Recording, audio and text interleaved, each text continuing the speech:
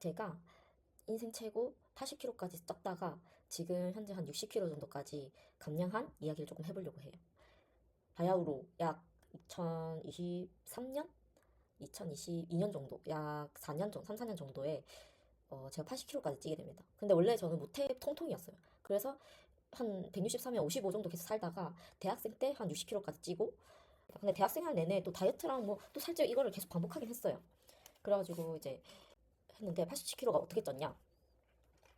제가 이제 취업을 졸업하고 취업을 바로 했는데 그게 너무 저랑 안 맞았던 거예요. 그 취업한 거기가. 그래가지고 한 달 만에 퇴사를 하게 돼요. 근데 제가 원래 그 꿈을 위해서 평생을 살았던 사람이거든요. 근데 그 꿈이 내가 원하는 회사에 들어가서 원하는 걸 이뤘는데 내가 생각했던 거랑 너무 다르니까 퇴사를 막상 하게 되니까 이제 제가 사는 목표가 없었던 거예요. 그냥 인생이 저는 간호사가 꿈이었거든요. 근데 그 간호사가 꿈이었지만 이제 막상 간호사가 되니 현실이랑 너무 달랐던 거예요. 그리고 제 성향과 지금 좀 너무 안 맞고 그걸 약간 몰랐다가 이제 뛰어드니 너무 힘들었던 거죠. 그래서 한 달에 5kg가 빠지고 그래서 안 되겠다 싶어서 그냥 제가 죽을 것 같아서 이런 감정을 처음 들어봤어요. 저는 약간 일을 함에 있어서 약간 확신을 가지고 항상 했었거든요.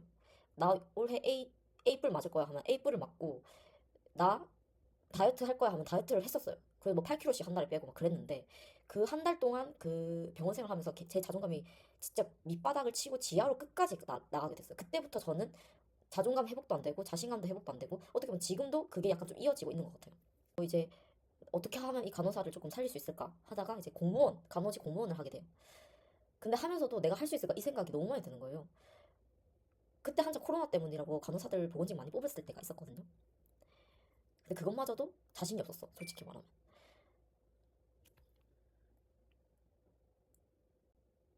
그렇게 3년을 하게 돼요. 이게 이게 무서운 게 그 중독이라잖아요, 재수도. 약간 그렇게 될 것 같고 막판 1년은 진짜 제가 희귀콧물이 될 것 같아서 이제 사회에 나락이 된 사람일 것 같아서 너무 우울한 거예요. 제 친구들은 똥똥한 대학병원 다니는 간호사가 돼서 취업하고 잘 살고 어디 가면 남자친구랑 놀고 뭐 자기 돈을 쓰고 이런 게 너무 부러운 거예요. 자기 돈을 자기가 벌고 하는 게. 근데 저는 계속 엄마 아빠 용돈을 어떻게 보면 조금 지원받고 하고 있어가지고 최대한 좀 아껴 쓰고 있었거든요. 내 자신이 너무 짜치는 거야. 그래서 그게 은근슬쩍 이제 또 스트레스로 받아들여가지고 먹게 됩니다.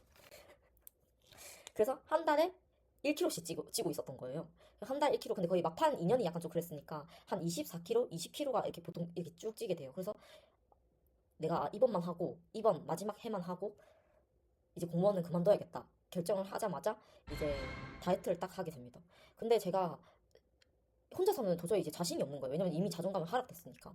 그래서 PT를 끊어야겠다. 근데 80kg 하기엔 또 내가 조금 자존심이 상해. 조금 쪽팔려가지고 나름 조절한다고 이게 좀 뺐는데 좀 나름 좀 힘들었거든요. 근데 77밖에 안 그때 PT에서 이제 인바디인데 77밖에 안 된 거예요. 3kg밖에 안 빠진 거야. 그 뚱뚱한데도. 그래서 와 이제 이게 내 몸이 돼버렸구나. 솔직히 한 달에 1kg 2년이면 솔직히 급진은 아니잖아요. 그냥 꾸준하게 찐.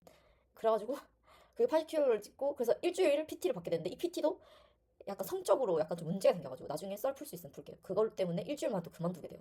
그리고 제가 몸무게가 있음에도 불구하고 저한테 계속 뛰라고 강요를 하는 거예요. 저 그때 무릎 아파 죽겠는데 못 뛰고 싶지 나도. 근데 아파서 못 뛰겠는 거 어떡하냐고. 그래서 결국에는 저 혼자 또 살을 빼게 됩니다. 아휴, 근데 그때 기억이 잘 안 나요. 좀 고통스러웠는지 꽤 긴 시간 뺐음에도 불구하고 잘 기억이 안 나요. 어떻게 뺐는지 좀 잊고 싶었나 봐요. 그 시절을. 음. 여튼 그렇게 해서 두 달 해가지고 한 66까지 뺐나? 66까지 빼고 이제 돈이라도 벌어야겠다 해서 부산으로 이사 와서 알바를 하면서 63 이렇게 봤던 것 같아요. 근데 이 66에서 63 하는 것도 엄청 힘들었어요. 안 빠지는 거예요. 점심에 그 곤약밥을 먹어도 안 빠져. 왜 안 빠지는지 모르겠네 도저히 지금 생각해도.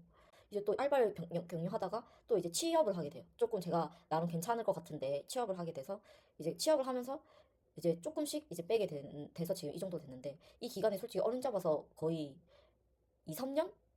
그러니까 거의 3, 4년 동안 이제 하게 된 거죠. 하루에 1일 1씩 먹었었는데 그 1일 1식을 다이어트식으로 먹었어요. 다이어트식을 어떻게 먹냐? 두부 한 모 다 때려 넣고 밥 한 숟갈? 한 숟갈 정도 다 때려 넣고 당근 채 썰고 양파 채 썰고 이렇게 막 볶아 계란 넣고 막 볶으면 양이 진짜 이따시만 하게 되거든요. 그거를 배부를 때까지 먹었어요. 한 끼를 먹는데 그게 조금 안 빠진 것 같아요. 배부르게 먹어서 안 빠진 것 같고 운동을 한 끼 먹고 운동했 것 같아요. 지금 운동이 이제 어떻게 했는지 기억이 안 나네. 그냥 그렇게 하고 진짜 왜 이렇게 기억이 안 나지? 저 사람은 잊고 싶은 거 있나 봐요. 아 근데 언제 괴로운 것도 생각이 잘 나. 뭐야 이거? 그래서 제가 약간 살에 대한 강박이 조금 있습니다. 왜냐면 그때 자존감이 낮아진 걸 제가 알기 때문에 어쩔 수 없. 그냥 인정을 해. 어쩔 수 없어. 그냥 자존감 낮아진 거 인정하고 뭐 근데 그렇게 평생 살 수 없으니까 그냥 해야지 어떡해. 샹. 어쨌든 열심히 해야지. 그리고 제가 하는 말이 종종 있는데 뇌에 살쪘다는 얘기 많이 해요.